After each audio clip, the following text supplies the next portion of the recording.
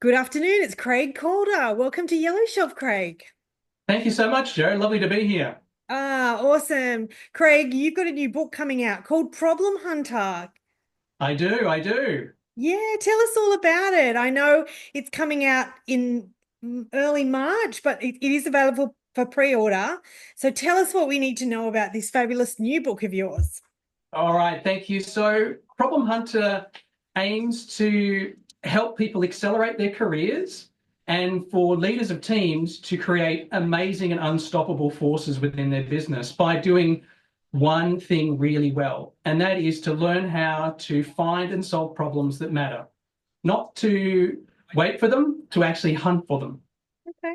And for most of us, me included, for the longest time, the idea of wanting to find a difficult challenge, spend effort, time trying to solve it when you don't have to, when you're not asked to, actually feels really unnatural and really unnecessary. But actually, what it is it's a really big thinking trap that we can fall into that actually harms our careers and harms businesses. So, for example, if you want to accelerate your career, a good way to do that is to seek a promotion, right?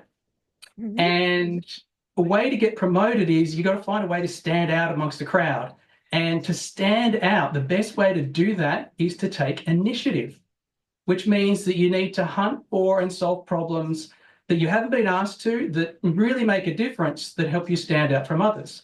The TED organization, the global conference organizers, did a global survey and asked people, hey, what is the biggest factor that contributes to people getting promoted? And the number one factor was taking initiative. It was more than double the next factor, which was just doing a great job. So learning how to solve problems is really just taking initiative. So it actually really helps your career. So if you're a leader of a team, right, and you've got some really ambitious goals to take your team on, and you want to achieve them, one of the things you're going to have to do is develop a team of people that want to hunt for the problems and challenges that can help you achieve those goals or overcome the barriers to achieving them. And if you do that and do it on repeat, you create this unstoppable force. McKinsey did a study of 165 businesses, 375,000 people. And what they found was that the leaders that created a culture of problem solving and encouraged people to learn and do that, their businesses outperform their competitors by 6 times over a 3-year period. And the reason they did that was it creates this kind of flywheel effect where if you learn how to do one little thing over and over and you support each other doing it, it creates this incredible momentum. And what it does is it creates these businesses that are not only incredible to work in, they're agile and adaptive, so they outperform competitors. And quite interestingly, when I was doing the research for the book, solving hard problems is the work people actually want to do. Hmm. The author, Seth Godin, marketing expert, he did a survey of 10,000 people across 90 countries, and he asked them, tell me about the best job they've ever had. And what came back was really interesting. It wasn't, I was paid a lot of money. It Yep. wasn't, I didn't have to work really hard. It actually was three things. The three things were, I worked on something difficult that I'd never worked on before. I got to work independently and develop my skills. And the third thing was I actually got to do something that actually mattered, that made a difference. Yeah. And so when you add all those up, what makes people the most engaged and satisfied in a workplace is doing hard things that makes them develop and actually achieve something important. So solving problems is as kind of weird as it sounds, is actually really good for your career, really great for businesses. And interestingly, it's really good for your mental health. One of the leading reasons for burnout isn't overwork in a workplace. So these Harvard researchers found that if you go more than 2 years without any sort of development, which is doing things you've never done before and having to struggle through and develop, if you go more than 2 years without developing, you start to be at high risk of burnout. And the reason is that your brain turns off. It's like going to the gym Yeah. regularly, getting yourself fit, and then you stop for 2 years and then you try and go back again and doing the same thing. Guess what happens? Your Yeah. body screams at you, goes, no, no, no. Your mind is the same. So problems are like the gymnasium of the mind. We really need them to stay mentally healthy and mentally Yeah. fit.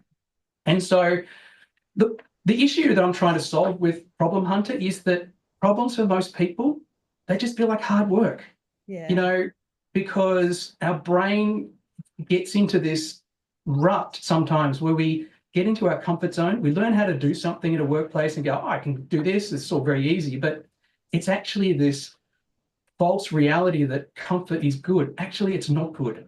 You know, those people that love Mm. exercising end up doing it over and over again because even though it's difficult, it makes them feel great and it makes them become great. Problem solving is the same thing.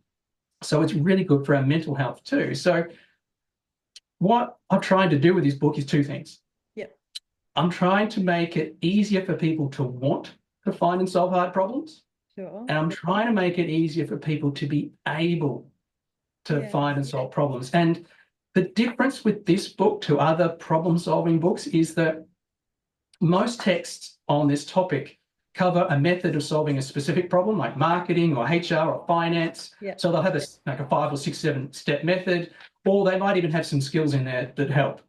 What I'm doing with this book and why it's different is I'm covering how you think, feel, and what you believe about problems and the way that creates these invisible barriers that we just think of just that's who we are, but actually no, you've got choices to unpack that, and that makes you become more able and more willing to solve problems when you do. So the book covers that, and it also has a 3-step method to help you solve any problem, and it has 4 capabilities that the people I studied who are really good at solving problems developed, and a pathway to get there. So what I'm hoping is that it has a little something for everyone to help them be more willing to take risk and solve problems, and give them the know-how and methods to take some action to do it. And I'm excited about the book. It's taken me, it's a 10-year project for me, Wow. and I'm kind of excited about where it's landed. Yeah. And it's designed in a way so that if you're a visual learner, it's got plenty of models, it's got plenty of stories with illustrations, so you can kind of grab it easily. And for those that are more auditory or need words, it's got plenty of those. It's got stories, it's got case studies, it's got models and methods. So it's got a little bit for everyone. It's even got some crazy stories that hopefully will make people laugh. So I'm kind of excited about it, and I'm so interested in what people think about it. It's available for sale through Amazon from the 3rd of March and available for pre-order now. Yeah, awesome. And look, Craig, you were kind enough to send me a copy, so I've had a read. And I guess for me, there's so much talk about being curious in the workplace. And I guess I felt like reading your book, it was that next step of not just being curious, but problem solving, taking initiative. And I think that comes across really well in the book. I'm definitely a visual learner, so I loved the models. Tell us, I'd love to know about you, Craig. Tell us about you. I know you're ex-corporate, so you definitely know this world. Tell us what we need to know, and why did you decide to actually write the book? Um, I wrote Problem Hunter as kind of a blueprint that I wished I'd had decades ago. Okay. I had to learn the hard way the value of problems and not sidestepping them and avoiding them, actually doing the work to confront them and deal with them. I started my career as a management consultant for EY, Yes. and I help leaders do 2 things. So I either help them look at the way their business is working, the processes, the technology, and I would find ways to make it better, make it more efficient, make more money, Yep. overcome problems. So I did a lot of that. And the other thing I did was I helped leaders figure out, well, where in the future might there be a problem, and how do I either stop it from happening or find a way so I can be prepared. If it does, I can sidestep it, go around, pivot somewhere else.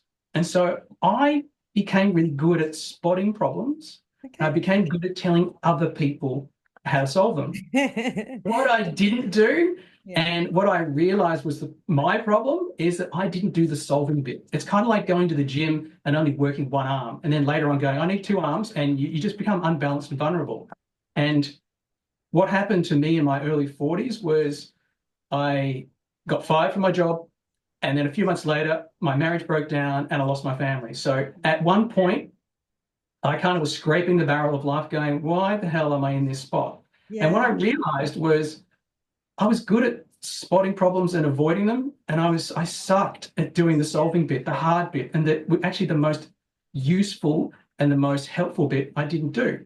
And so I then kind of made it my mission to figure out, well, how do people want to solve problems? How do people manage their mind and their emotions and their beliefs, all those sort of things? And what are the methods people use to do it? Because I could spot them, but I sucked at solving them. So I then developed my own business and I spent heaps of time doing way different things to solve problems. I even became a commercial artist. So the last 6 years, Yeah, wow. I become an artist selling acrylic abstract paintings and folded metal sculptures. And I did that because there's a completely different kind of problem to find something that brings joy and happiness to a person's home or an office. That's a problem to solve. And so I wanted to do that in a different way. And so I've spent the last 10 years studying people, learning from people who are great at the solving bit of problems, and then added that to my ability to spot them and kind of put it all in this book to say, well, here's what I've learned. I hope someone else might get some benefit out of it. So that's what I've been doing. What a fabulous journey story to write this book, Craig. What a Yeah, great thank one. you. It's Yeah. and to be honest, I'm a first time really big author like this. I've written two books. This is the Yeah. first one that's it's 72,000 words, so it's Yeah. a decent book. It thuds Yeah. on the desk.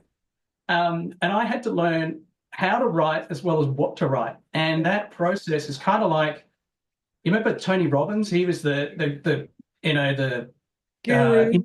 the guru, the Yeah. inspiration guru back in the 80s. And he had a thing called fire walking, where at the end of one of his sessions, walk over these hot coals and you can do anything. For me, for about 12 months, every time I got up in the morning and sat at my desk, it was like jumping on these hot coals going, what am I going to write? How am I going to write this?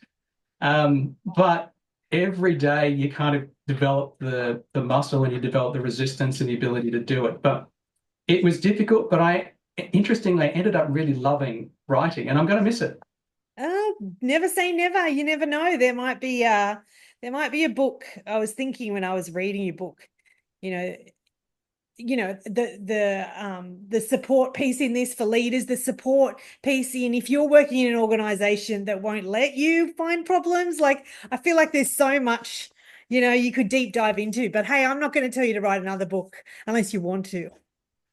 Well, actually, on that, I've actually the business I've got is going to help people, if you're an individual or a team, Yeah, take what I've shared in the book and make it more personal. great. Because, you know, anything you read 72 hours later, if you don't use it, you lose it. True. So the best way to learn is through experience. And I've got programs that can help individuals. If they want to Awesome. get better careers and they take on a difficult problem, I can help you do that. So I kind of walk with you. Yeah. And if you're a team or a leader of a team and you want to create this unstoppable force, then I've got a group program that can help you do that. That's great. That sounds like it complements the book. I'd highly recommend individuals go out and take a look at the book. Craig, what if we're curious? What if we want to connect with you? I'll put this in the show notes at the end. What is the best way to reach out or to get the book? Okay, there's three ways to connect. The first really easy way is send me an email, craig.calder@thinkcleargroup.com, and I'd love to hear from you. Yeah. Love to hear from anyone who's read the material and has got some ideas about it. I'd love to hear. The second way is through my website, www.thinkcleargroup.com. You can just send me a message through that and it'll get to me. And the third way is on the